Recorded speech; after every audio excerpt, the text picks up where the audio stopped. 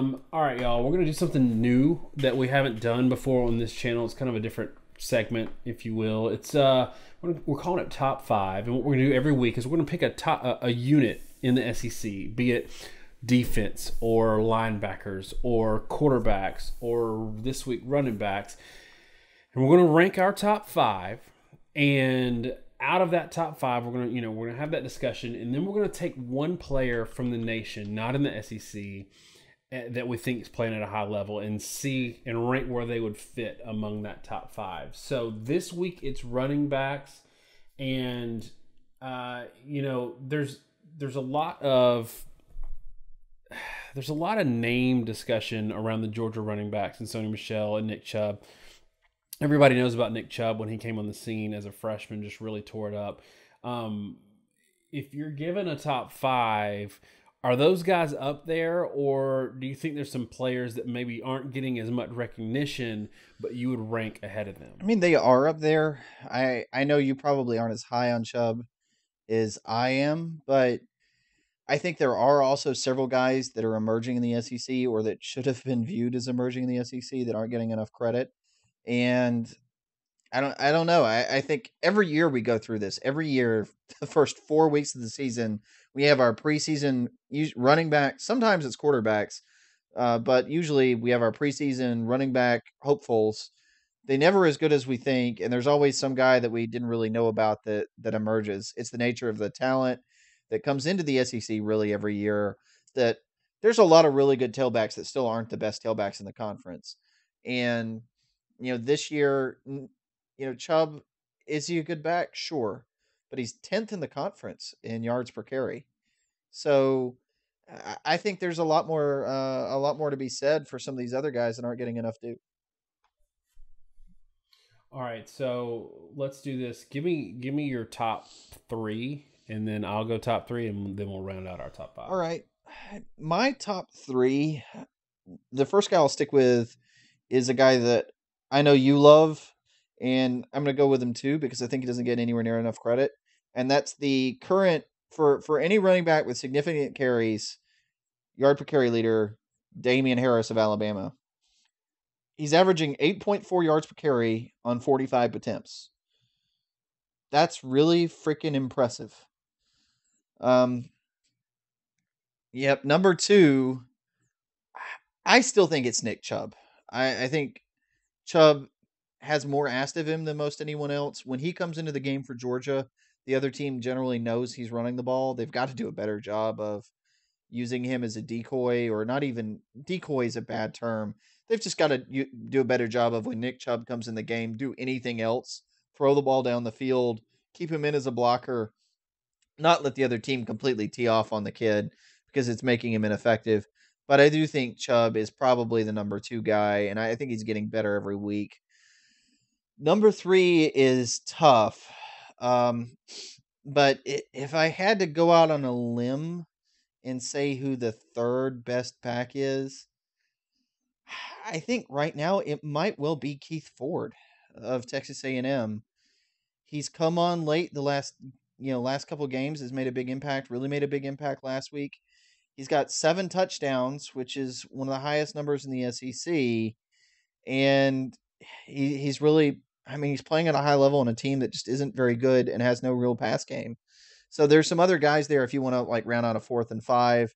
I think Kerryon Johnson and Cameron Petway, they're both very good. I don't think they're necessarily that high level, and it's hard for me to rank Petway higher when he hasn't played all that much due to injury. I think DeAndre Swift from Georgia has a tremendous amount of potential. I think Malik Davis has a tremendous amount of potential. Those two freshmen, Malik Davis in particular, could really come on and turn around Florida in a lot of ways late in the season. But right now, I kind of feel like Harris, Chubb, and Ford are the guys that are really dominant for their respective teams in a way that other guys aren't quite at the same level.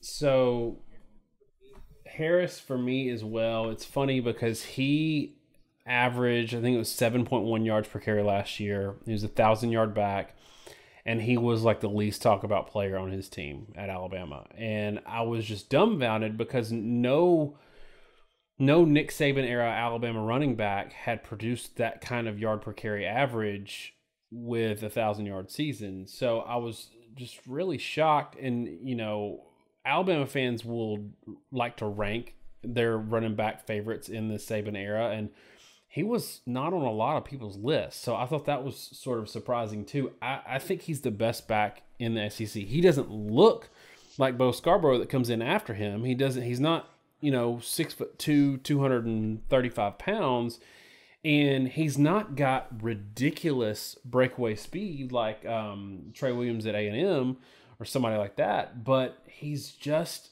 you want 7 yards, he gets you 7 yards. I've got a fly on my face right now. It's just killing me, y'all. So Damien Harris is my number one back. I'm going to probably reverse your 2 and 3. I like Keith Ford a whole lot. I liked him. He had some success against Alabama last year when they were stonewalling everybody. I think he's on not a great team. That's an offense that's not suited for him. I actually think Trey Williams is more suited for that offense than Keith Ford is, and he's underutilized. This is going to make me sound like a Bama homer, but I'm actually going to go Bo Scarborough at third. And I'm going to cite a couple of draft projections have come out with him as potentially a first-round back. I don't think he's a first-round back, at least not yet, but I think that speaks a lot to his ability and his potential. And it just shows he's in a deep group where the carries are spread around. He's not going to be a statistical monster, but he's got incredible feet and incredible vision for a guy his size. So he's number 3 for me. I'll go ahead and do my 4 and 5. I've got Nick Chubb at 4. 2 years ago, I would have said he's going to be number 1. He's going to leave as a junior. He had the injuries. I don't think he's come back quite as good. I know they went on and on this weekend in that game about how he's back better than ever. And 5th, this is crazy. I got 2 teams occupying 4 slots, but I'm going Sony Michel at number 5. I agree. There are times, the start of the year, I really felt like Michel was the better back than Chubb, frankly. And it's not really an insult. Michel's a very good, highly touted back himself. But I'm with you. Michel is kind of where we expect him to be, and I don't think Chubb is quite where he was. He's not as violently explosive. He may be as fast and test as well in a lot of ways, but I don't think he's as quick.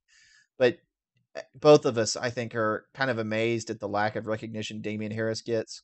He had a sports hernia the end of last year when Bo Scarborough, quote unquote, came on. I still wonder how much of that was Scarborough coming on versus the offense sort of learning how to really dominate at the point of attack. And their offense had been dominant in the run game anyway up to that point. It was more just to me that Damien Harris kind of disappeared and they weren't dominating every single drive. And it turns out the guy had been injured. So the comparison I make with him is Doug Martin. Way back when Boise State was on their run. First off, I think if you go back and look at those teams, I was probably as guilty as anyone for not quite realizing how good they probably were, because there was a tremendous amount of talent offensively on those teams. Multiple receivers now in the NFL. Kellen Moore got all the credit, but he probably was the 5th best player on that offense at best. But Doug Martin, every time I watched Boise State, I always walked away, and I remember telling, my wife a number of times, I don't understand why people don't realize how good this kid is, because every team they played was doing everything in their power to stop Doug Martin, and everything else Boise did was kind of easy because nobody could really ever stop him. And he was just a muscle hamster. He didn't break away for long runs that made highlight clips. He was just casually getting 20-yard carries over and over again through the ball game, and they would hand him the ball in a draw, and he'd just find a way to muscle out 12 yards, and it wasn't like he grinded it out. He would just make a little cut here, a little cut there, and safety would hop on his back, get an extra 3 yards, and bam, it's 9 yards in the carry. Damien Harris, very much the same sort of guy to me. He's got enough shift. He's explosive in his first 10 yards, and he's strong enough to carry players. And what it means is he's just really freaking consistent at hitting a hole quickly, making the first guy miss, and having the strength to get an extra 2 or 3 yards at the end of the play. And yeah, he may not be the flashiest guy on Sports Center, but he's the guy, in my opinion, that's going to be an NFL number one tailback and probably have a very successful career in the NFL that probably won't get appreciated up until that point. All right, so like we talked about, what we want to do is list our top fives, and then we want to talk about, what one player outside of the SEC we would like to fit in this and rank among these. And the one we're going to talk about, obviously, is Saquon Barkley, who's sort of tearing it up and getting a lot of Heisman hype. So Saquon Barkley, for a lot of people outside the SEC or inside it as well, would tell you that he's kind of the Heisman front runner right now, and he's the best running back in the country. So right now, looking at it, he's not only a statistical monster, but he means everything to that team. So would you have him number one if he was running back in the SEC, given the list that you just gave? If not, where would you have him? I would. I am not Okay. someone that likes to dog the SEC. We've done some cross-divisional games where we've been accused of being homers. I don't think it's unfair. I try to be as objective as possible. Saquon Barkley's the real deal. He is absolutely that fast on the edge. He gets the corner as good as anybody. Can outrun your corners and safeties on a lot of times. Absolutely can make people miss, but he's also got the size and power running inside to hurt you. There's a lot of stuff said that he was like, I think his like power clean is better than Daron Payne's, or his power clean record at Penn State is better than Daron Payne's. He holds every weightlifting record on that team. And I know that's sort of stupid cliche stuff. A lot of times that stuff's more stupid than you think, because most teams won't let their star player try to set a power clean record or a squat record because they don't want them to severely injure their back, and it's not going to do them. Setting a record doesn't make you stronger. What makes you stronger is doing 20 reps at a certain weight every day, not having a max day. That's kind of dangerous. But the fact is, Barkley can do that. I mean, it's crazy what all he's able to do at a different level. A lot of people love Bryce Love at Stanford. Bryce Love is a very fast player. He's very athletic, but a lot like I was very critical of Christian McCaffrey. Christian McCaffrey, in my opinion, is a slot receiver playing tailback. He's 6 foot. He's about 185 pounds. He's built like a receiver. He runs like a receiver. But neither one of those guys, Love or McCaffrey, could really break a tackle in between the tackles. If you got your hand on them, you could take them down. And that's why McCaffrey struggled and got injured his last year when his offensive line wasn't just giving him a free hole every play. Barkley is maybe slightly slower than McCaffrey and Love, but he absolutely can carry the load running up the middle. He is an elite tailback at a special level, and I think you have to appreciate it. So for me, I wanted to put him second behind Damien Harris when I was thinking about this all week. I just looking at the yards per carry average, which is something that we do a lot on this show. If you're a Penn State fan and you stumbled on this video, or not an SEC fan, we do a lot of yards per carry, yards per play average stuff, and we don't necessarily care about total yardage stuff, because you might run 100 plays and a half. We just don't care. And from that standpoint, Damien Harris has 2 years of carrying the load for Alabama and has superior statistics in yards per carry. But the thing that puts it over the top for me for Barkley is he is a phenomenal talent catching the ball. And I think that's a place that's going to help him a lot with NFL teams. Obviously, we've seen that with Alvin Kamara, who was kind of a B player on that Tennessee team last year. And now he's stealing carries from Mark Ingram. He's getting the ball. I think he caught 10 passes today. And that is something that I'm not saying that Damien Harris can't catch the ball out of the backfield, or any of these other running backs in the SEC can't catch the ball out of the backfield, but Saquon Barkley is a weapon catching the ball out of the backfield, and he's a weapon in space, like some of these other guys are not. He can carry the load 25 times a game between the tackles, but he can also just wreck somebody on the edge in space, and that is another thing that really just kind of adds to his credential for me. So as much as I love adhering to just pure statistical numbers and per play averages, it's not, it's great. His numbers are great running the ball, but they're kind of eye popping when you look at him catching the ball. And I don't think we talk about that enough. I don't care if he can get a random pass touchdown for his Heisman reel or run a kickback. A lot of people can run kicks back. The guy he reminds me a lot of, and a lot of people outside the SEC might scoff at this because they don't think he deserved his Heisman, but he reminds me a lot of Mark Ingram. Incredible feet, sure-handed, good in space, and just a high-energy, high-power player. And here's, I think this is kind of your telling stat, right? If you were to look at the top 100 players in yards per game, there are only 4 running backs on that list. And there's 2 guys that make the top 70. One of them is Arkeel Newsome at UConn, and the other is Saquon Barkley in yard per game receiving. So, you look at the list of top 50, Saquon Barkley's right at 50, and it's receiver. Every single one of them, there's 3 tight ends sprinkled in that list, and then there's Barkley. So I think that says a tremendous amount about how much of a focal point he is in that offense and how versatile he is. And it's just remarkable.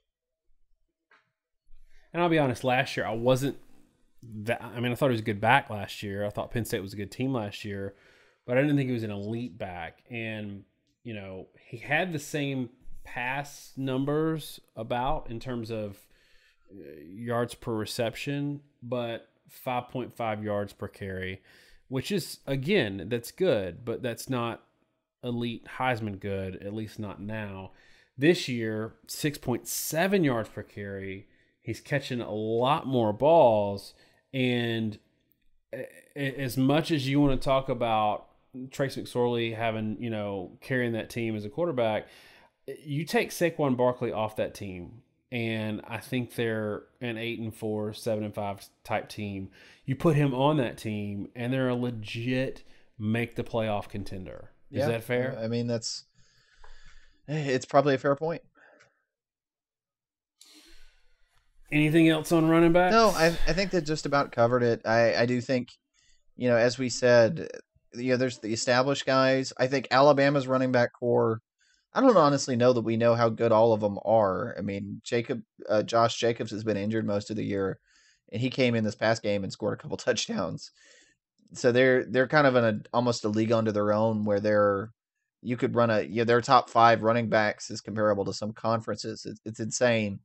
But beyond that, and a lot of the other players, I think some of these freshmen, Swift, Davis, have a tremendous amount of potential. Swift may not show up that much just because the guy's in front of him, but Malik Davis at Florida is a guy that absolutely could come on later in the year and establish himself. The biggest thing we've talked about a lot with running backs in the SEC of late is the carries the quarterbacks have gotten. Jalen Hurts has the second highest yard per carry average in the conference. Kellen Mond has the 14th best in the conference. And what that's doing, Nick Fitzgerald is 6th in the conference, is it's preventing a lot of running backs from getting carries, and it is kind of hiding things to a certain extent. The Alabama tailbacks basically had 55 carries that got erased because our quarterback's running the football. And I do think it's kind of, to a certain extent, it's devalued the running back as a position in the SEC because they don't get as many touches as they used to in a lot of offenses. But they're not as beat up by the time they make it to the league. So maybe the sales pitch for Alabama is come to Alabama, play running back. You're never going to have eye-popping stats, but you might score a couple of touchdowns as a 6-string running back your freshman year. And, oh, by the way, you'll make it in the NFL. All right, y'all, that's it for this segment. First time we're trying this top 5 thing. Next week we'll probably do, I don't know, quarterbacks or something. But for this week, it was a pretty good week all in all, and we want to thank everybody for hanging with us. Give us your top 5 running backs in the SEC, and let us know if you'd have Saquon Barkley in that list. As always, give us a thumbs up if you liked it. Thumbs down if you didn't, but you owe us a comment if you do. And hey, if you really like it, give us a subscribe. Thanks so much, y'all. Have a great week. God bless.